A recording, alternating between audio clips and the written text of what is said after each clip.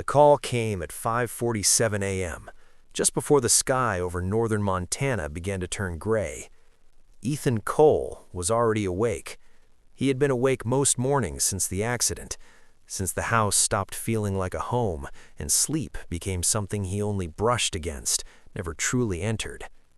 He sat at the small kitchen table of his rented cabin outside Kalispell, hands wrapped around a mug of black coffee that had gone cold 20 minutes ago. The mountains outside were still, too still. His phone vibrated against the wood. Unknown number.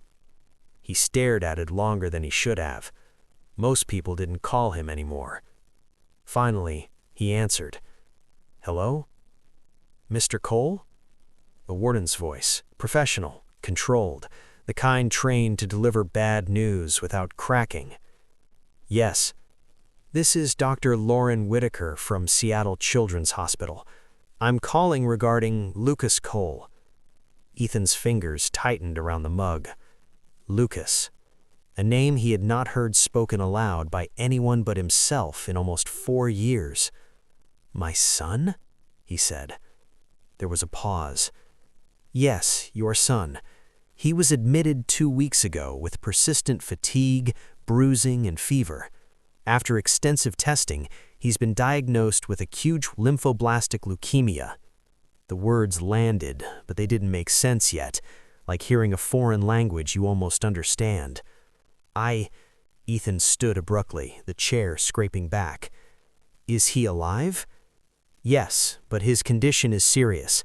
Chemotherapy has begun, but Lucas will need a bone marrow transplant to survive. His mother listed you as a potential donor." His mother, Claire, the same woman who had spent 4 years convincing a judge, teachers, neighbors, and eventually their children that Ethan was unstable, dangerous, and better forgotten. The same woman who had moved across state lines without telling him. The same woman who had returned every letter unopened. "You want me to come in for testing?" "Yes, as soon as possible." "I'll be there today." "You're in Montana, correct?" "I'll drive." "Mr. Cole, I said I'll be there." He hung up before she could finish. The drive to Seattle took 9 hours. Ethan didn't stop except for gas and one bathroom break somewhere outside Spokane. His hands shook on the steering wheel the entire way, not from fear, but from something deeper. Rage, hope, and a guilt so heavy it made breathing hurt. Lucas and Noah would be 13 now. The last time Ethan had seen them, they were 9, standing on the front porch of the house in Bend, Oregon, their backpacks slung over their shoulders. "Dad, are you coming back?" Noah had asked. Ethan had knelt in front of them, eye level, voice steady, even though his chest was collapsing. "Of course I am. This is just temporary." Temporary turned to never. Seattle Children's Hospital smelled like antiseptic and quiet panic. Ethan gave his name at the oncology desk.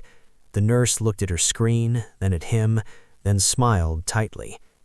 "Dr. Whitaker will see you shortly, but first, someone's waiting for you." Claire sat in the corner of the waiting room. She looked smaller than he remembered. Older. Her hair, once carefully styled, was pulled into a loose knot, gray strands visible at the temples. She stood when she saw him. "Ethan." Claire. 4 years of silence sat between them. "Thank you for coming," she said. "Where's Lucas?" "Room 618. He's resting." "And Noah?" "With my sister. I didn't want him here yet." Ethan nodded once. "Where do I go for testing?" She blinked, clearly expecting something else. Anger, accusation, anything. "The lab, 3rd floor." "Good." As she turned to leave, Claire reached out, then stopped herself.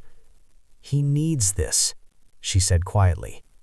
"So did I," Ethan replied, without looking back. The tests took longer than expected. Blood, swabs, forms. Dr. Whitaker was calm, clear, kind in the way doctors learned to be. We'll have results later today. If you're compatible, we'll move quickly. And if I'm not? Her expression flickered. Then we look for other options. 3 hours later, Ethan was called into a conference room. 3 people waited inside. Dr. Whitaker, a man in a dark suit, and a woman with silver-framed glasses, who hadn't smiled once. This is Dr. Samuel Reed, head of hematology, and Dr. Marissa Klein, chief of genetics. Genetics? Ethan sat slowly. There's an issue with your test results. Am I not a match? That's not exactly the problem. Dr. Klein folded her hands. Mr. Cole, the results indicate that you are not biologically related to Lucas. The words hit like ice water. That's impossible. He's my son. He and Noah are twins. Dr. Klein shook her head gently. They are twins, but they are fraternal, not identical. And neither child shares your DNA. The room tilted. Neither? Ethan whispered. There's more, Dr. Klein said. The twins do not share the same biological father. Silence. Then, you're saying my wife cheated on me with 2 men and let me raise their children? No one answered, because they didn't need to. Ethan left the room without remembering how. He ended up in the stairwell, sitting on cold concrete, his head in his hands. Everything he had lost, everything he had fought for, everything he had grieved, none of it had been built on truth. And yet, Lucas still called him Dad, and that mattered more than DNA ever could. Ethan didn't remember leaving the stairwell. One moment he was sitting there, elbows on his knees, breath shallow, the echo of not biologically related ringing in his skull. The next, he was standing outside room 618, his hand hovering inches from the door. Lucas was on the other side, not his by blood, still his by everything else that mattered. He forced himself to knock. "Dad?" Lucas's weak voice came through the door. "Is that you?" That single word, Dad, cut deeper than anything the doctors had said. "Yeah, buddy," Ethan replied, pushing the door open. "It's me." Lucas looked smaller than he should have, too thin. His hair was gone, his skin pale.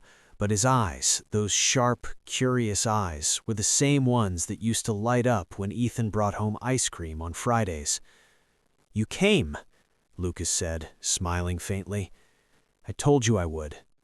Ethan pulled a chair close to the bed and sat. He took Lucas's hand carefully, afraid of hurting him. "Mom said they're still looking for a donor," Lucas said. "She said maybe someone else in the family."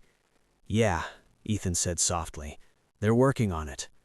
Lucas studied his face longer than an 11-year-old normally would. He had always been the observant one. "You're scared," Lucas said. Ethan swallowed. "A little." Lucas squeezed his fingers with what little strength he had. "It's okay. I'm scared too." Ethan stayed until Lucas fell asleep. He stayed even after. Claire was waiting for him in the hallway. She stood as soon as she saw him, her eyes red, her shoulders tense like she'd been bracing for a storm. "They told you." "Yes." She nodded slowly. "I was going to explain." "When?"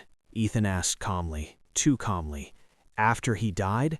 After he lived? Or never, like the last time?" Claire flinched. "I didn't know for sure. Not back then. I was confused. Things were complicated. They're complicated now because you lied. For 13 years. She pressed her lips together. "You were a good father." "Were. That doesn't undo what you did. I never meant to hurt you. You erased me. You erased me from their lives." Claire's voice broke. "I was afraid." "Of what?" "That you'd leave if you knew the truth." Ethan laughed quietly, a sound with no humor in it. "So instead, you waited until I lost everything anyway." Silence stretched between them. "Who are they?" Ethan asked. She looked down. Ryan Mercer. He was a friend. The other is Daniel Cross. He worked with me back then. And they know? Cheyenne suspected. Daniel didn't. And you told neither. She shook her head. Ethan nodded once. Then you need to find them. Now. Noah showed up the next morning. He stood in the doorway of Lucas's room, taller than Ethan remembered, shoulders already broad, his face harder somehow. "Hey," Noah said. "Hey," Ethan replied. Noah didn't hug him, didn't smile, but he didn't leave either. Moments later, Lucas woke up. "Noah," he said, his face brightening. "Dad came." Noah's jaw tightened, just for a second. "Yeah," Noah said. "I know." They sat together in silence for a while. Then Noah spoke, not looking at Ethan. "Mom told me." Ethan felt his chest tighten. "Told you what?" "That you're not our real dad." Lucas turned his head slowly. "What?" The room went still. Ethan closed his eyes briefly, then opened them. "Lucas," he said gently, "there's something we need to talk about." "No," Noah said quickly. "Let me." Ethan looked at him, surprised. Noah took a breath. "He's still your dad. I don't care what some test says." Lucas frowned. "What test?" Noah turned to him. "The kind that says dumb stuff, the kind that doesn't matter." Lucas looked between them, confused. "Dad?" Ethan leaned forward. "I didn't help make you," he said carefully, "but I've always been your father. That hasn't changed." Lucas stared at him. Then, very quietly, he said, "So you still want to be my dad?" Ethan's voice broke. "Always." Lucas nodded once, then reached out and grabbed Ethan's hand. "Okay," he said. "Then that's settled." Noah looked away, blinking fast. Ryan Mercer was found 2 days later. He lived in Portland, married, 2 kids, a normal life built on a truth he had never bothered to confirm. Daniel Cross took longer. When he finally answered the call, he didn't deny it, he just went quiet. Testing began immediately. Time was not on Lucas's side. The night before the results, Noah found Ethan sitting alone in the hospital chapel. "You're really gonna leave after this, aren't you?" Noah asked. Ethan looked up. "I don't know." Noah sat beside him. "I don't want you to." Ethan said nothing. "You didn't disappear. Mom made you disappear. I know that now." Ethan's throat tightened. "You don't have to stay, but if I wish you would." Ethan put an arm around him. "I never wanted to go." The results came at 7:22 a.m. Ethan was standing at the vending machine, staring at a bag of pretzels he didn't want, when Dr. Whitaker approached him. One look at her face told him this moment had weight. "Mr. Cole," she said gently, "we have the donor results." Ethan nodded once. "Okay." She led him back to the same conference room, the same table, the same chairs that had already taken so much from him. Ryan Mercer and Daniel Cross were both there. Ryan sat stiffly, hands clasped, wedding ring catching the fluorescent light every time he moved. Daniel looked like he hadn't slept in days, his face pale, eyes hollow. Claire sat between them, smaller than ever. Dr. Whitaker didn't waste time. "Mr. Cross," she said gently, "you are a near-perfect match for Lucas. We can proceed immediately." Daniel's shoulders sagged with relief and fear. "I'll do it," he said without hesitation. "Whatever it takes." Ryan exhaled sharply. "Thank God," he muttered, more to himself than anyone else. Claire broke down then, crying openly. Ethan felt nothing. No anger, no relief, just a strange, empty calm. Daniel turned to him. "I know you hate me," he said. "You have every right to, but I swear to you I didn't know. If I had—" Ethan raised a hand. "This isn't about me." Daniel swallowed. "I want to meet him." Ethan's eyes hardened slightly. "That's not your decision alone." Dr. Whitaker cleared her throat. "We'll schedule the transplant for tomorrow morning. Time is critical." Everyone stood, except Ethan. Lucas took the news better than expected. "So he's the one helping me?" Lucas asked, his voice quiet. "Yes," Ethan said. "He's going to give you something your body needs." Lucas thought about that. "Does that mean he's my dad now?" Ethan felt the question hit somewhere deep and tender. "No," he said firmly. "It means he's a donor." Lucas studied him. "You're still my dad, right?" Ethan smiled, though his eyes burned. "Yeah, I am." "Good, because I don't want a new one."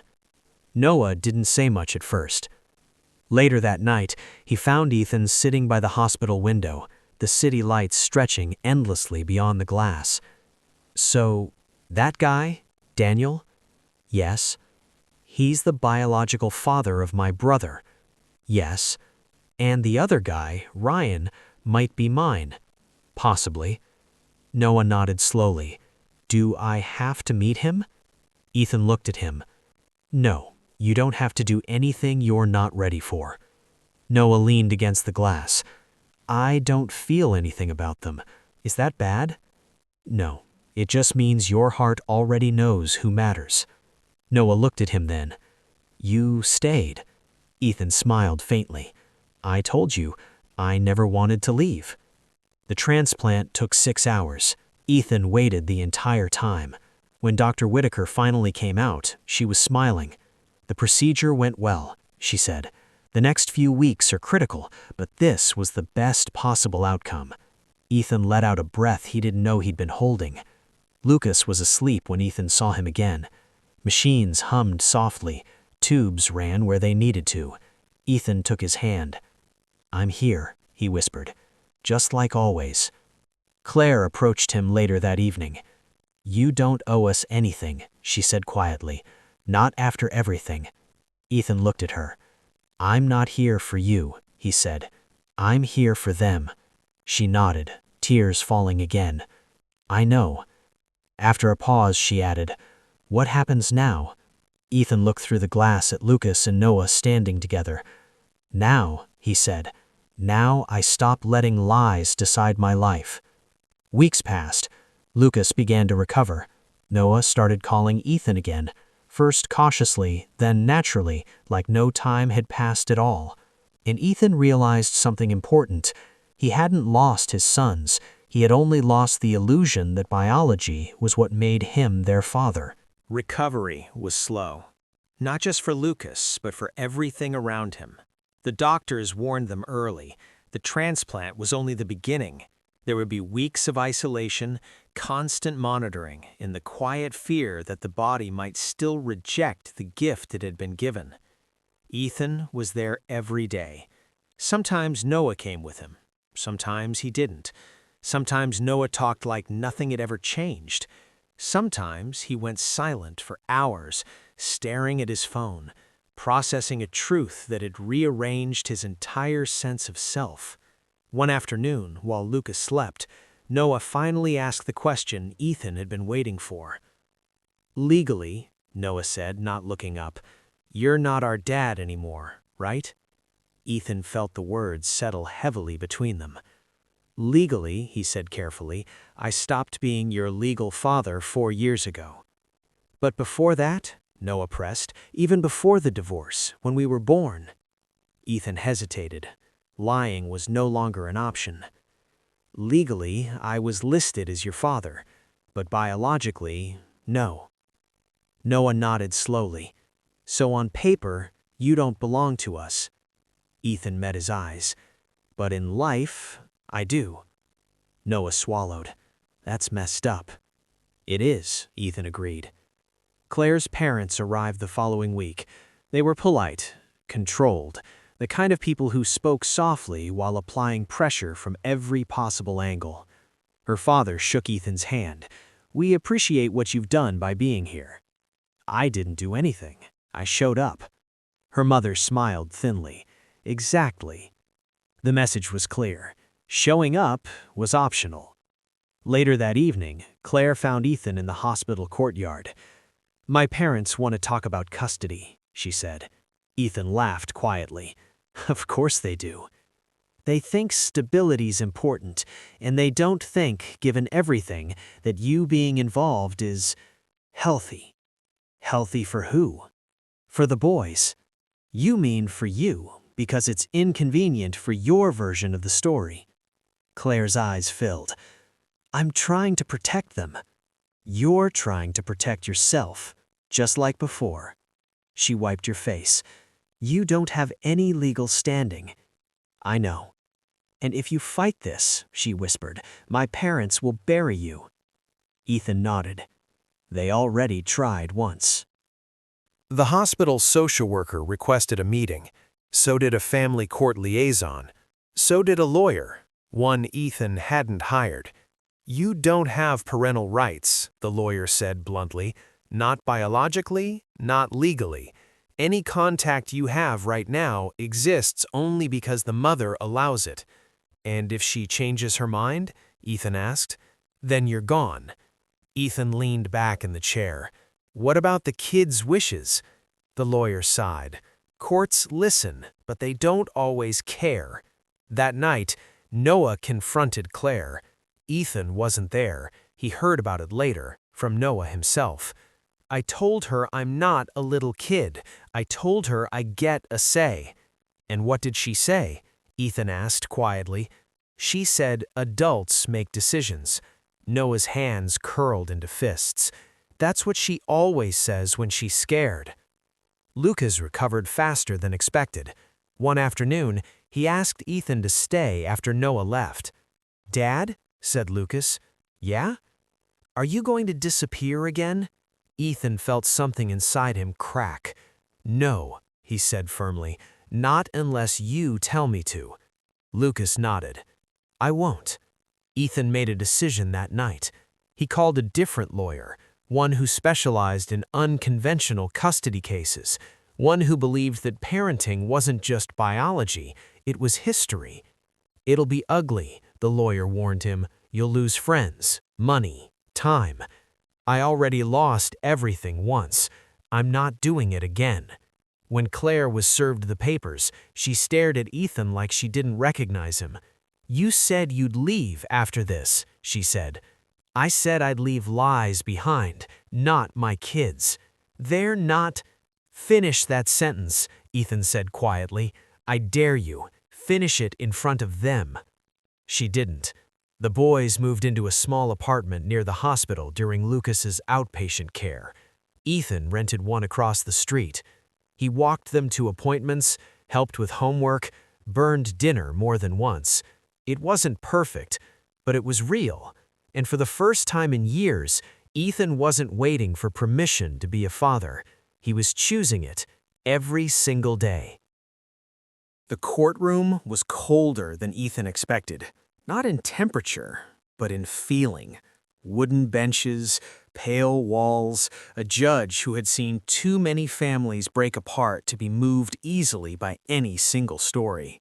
Claire sat at one table with her parents behind her and two attorneys beside her, calm, composed, prepared. Ethan sat alone. No parents, no backup, just a thin folder and 13 years of truth. The judge adjusted her glasses. "This court understands that Mr. Ethan Cole is neither the biological nor legal father of the minors. The question before us is whether continued contact serves the best interests of the children." Claire's attorney stood first. "Your Honor, while Mr. Cole's emotional attachment is understandable, biology and stability matter. These children have already endured trauma, introducing confusion about parental roles." Noah stood up. Every head turned. "Sit down," Claire hissed. "No," Noah said. His voice shook, but it didn't break. You said adults make decisions, but you also said this court listens. The judge raised a hand. Young man, if you speak respectfully. Noah nodded. Yes, ma'am. He looked straight at the judge. I'm 13, not 5. I know who fed me when I was sick. I know who showed up to my soccer games. I know who kept writing letters even when they were never delivered. Claire's face drained of color. That man, Noah said, pointing at Ethan, is my father. You can call it emotional dependency or confusion if you want. I call it reality. The courtroom was silent. Then Lucas spoke. His voice was softer, but somehow heavier. I almost died. When I was scared, I didn't ask for DNA. I asked for my dad. Ethan closed his eyes. The judge leaned forward. And who is that, Lucas? Lucas looked at Ethan. Him. Claire began to cry, but for the first time, no one rushed to comfort her. The ruling took 20 minutes, 20 minutes that felt like a lifetime. Finally, the judge returned. This court recognizes that parenthood is not solely defined by biology, she said. Given the history, the children's wishes, and Mr. Cole's consistent presence, the court grants shared custodial rights. Claire's attorney objected. The judge didn't flinch. Further attempts to obstruct contact will be viewed as harm to the children. Gavel. Done. Outside the courthouse, Noah exhaled like he'd been holding his breath for years. We did it, he said. Ethan knelt and pulled both boys into a hug. We did it together. Claire stood apart. Later, she approached Ethan quietly. I never thought this would happen. I know. That's why it did. Life didn't magically fix itself. Lucas still had checkups. Noah still had anger. Claire still had regret. But something fundamental had shifted. The truth was no longer buried, and love had finally been allowed to stand on its own. One night, as they sat on the apartment balcony watching city lights blink on, Noah asked, So, what do we call you now? Ethan smiled. What do you want to call me? Noah shrugged. Dad works. Lucas nodded. Yeah, Dad. Ethan felt the weight of the word, not as a title given by law or blood, but one earned by staying. 5 years passed quietly. Not easily, but quietly, the way real healing happens. Ethan bought a small house in the outskirts of Tacoma. Nothing fancy. 2 bedrooms upstairs, 1 downstairs, a backyard just big enough for a beat-up grill, and a basketball hoop that leaned slightly to the left. It felt like a home because the boys filled it with noise. Lucas turned 18 the spring he was officially declared cancer-free. The doctors called it a miracle. Ethan called it stubbornness. Lucas still bore the marks of what he'd survived, the faint scars, the lingering fatigue. But he also carried something else now, perspective. He didn't waste time on things that didn't matter. He laughed more softly, listened more carefully. On graduation day, when his name was called, Lucas scanned the crowd until his eyes found Ethan and smiled. Noah, taller now than Ethan, clapped the loudest. Noah changed in different ways.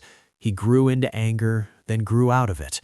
He asked hard questions about truth, about lies, about how adults could be so wrong and still be so confident. Ethan never pretended to have perfect answers.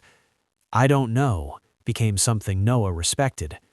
By 20, Noah stopped introducing Ethan as my dad. He started saying, "This is my father." There was a difference. Claire faded into the background, not by force, but by consequence. She was still their mother, always would be, but the boys learned something important as they grew older. Love that controls isn't love that lasts. One evening, years later, Claire sat across from Ethan in a coffee shop near the courthouse where everything had once nearly ended. You won, she said quietly. Ethan shook his head. The boys did. She nodded. I used to think truth would destroy us. It almost did, but lies finished the job first. She didn't argue. Ryan Mercer sent a card once a year. Daniel Cross never did. And strangely, that was fine. The boys didn't need ghosts. They had someone who stayed. On a cold autumn night, long after the house had gone quiet, Ethan sat on the porch, older now, lines at the corners of his eyes, hands wrapped around a mug that actually stayed warm. Noah joined him, 2 beers in hand. Lucas got accepted, biomedical engineering. Ethan smiled. Figures. Noah handed him a beer.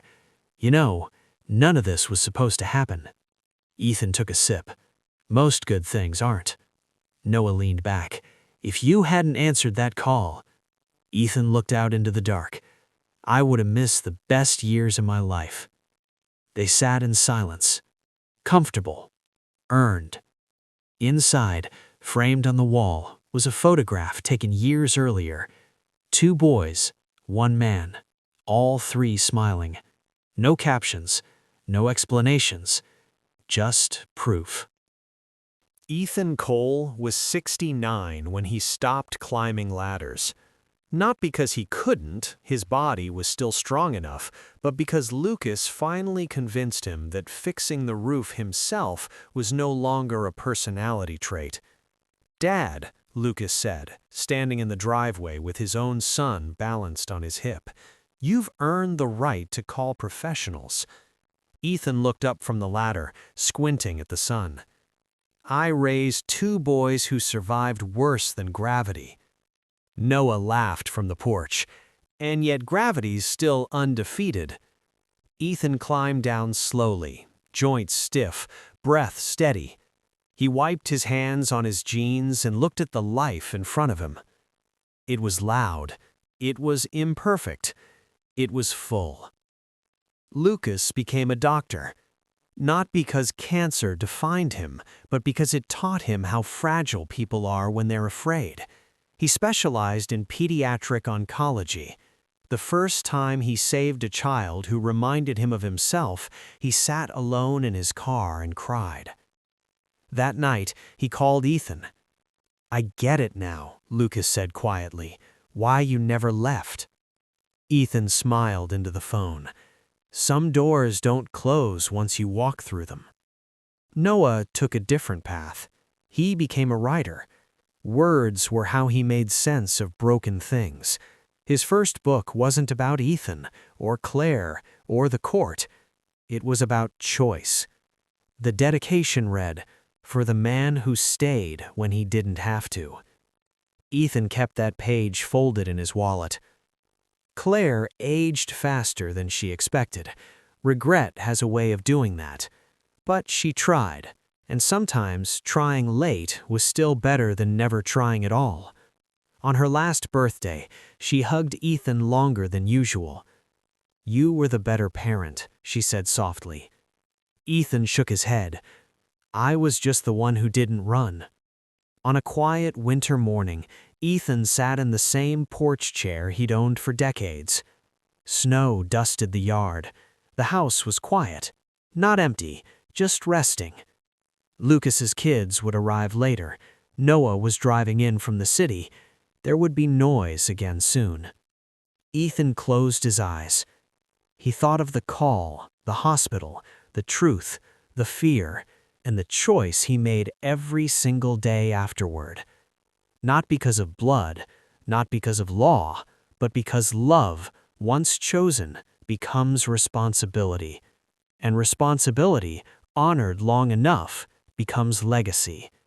When Ethan passed peacefully 2 years later, Noah found a letter in his desk.